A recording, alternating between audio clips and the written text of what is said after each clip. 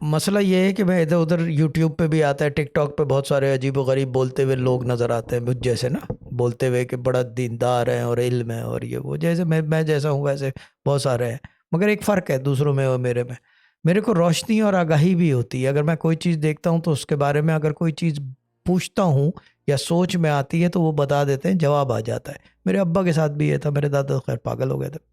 چیز یہ کہ میں دیکھ رہا تھا کہ کوئی پوچھ رہا ہے، کوئی صاحب ہے، وہ کہہ رہے ہیں کہ ایک انسان جو ہے بیسیکلی وہی کیوں جو ہے سزا اور جزا کا مرتکب ہے اللہ کی طرف سے، ٹھیک ہے نا؟ وہ کوئی سوال تھا یہ، ویسے تو جنات بھی ہیں، they will be accountable as well, but جانور کیوں نہیں ہیں اور جو دوسرے تیسرے یہ وہ۔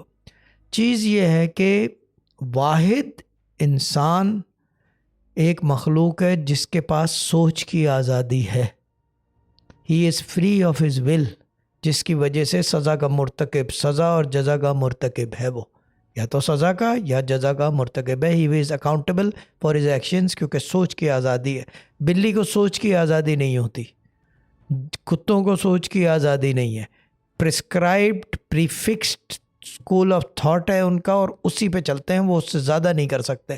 کبھی آپ کسی بلی کو جو ہے کیا کہتے ہیں تقریر کرتے ہوئے نہیں دیکھو گے، اپنی دوسری بلیوں کو اکٹھا کر کے 12-15 بلیوں کو، کیونکہ they are not designed that way, that's why ان کی سوچ کی آزادی نہیں ہے۔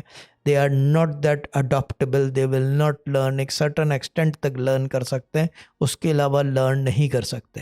یہ چیز ہے، I'm talking about all animals, all animal kingdom۔ تو اس وجہ سے سزا اور جزا کا مرتکب ہے انسان، اور جنات بھی ہیں چلو سرٹن ہے۔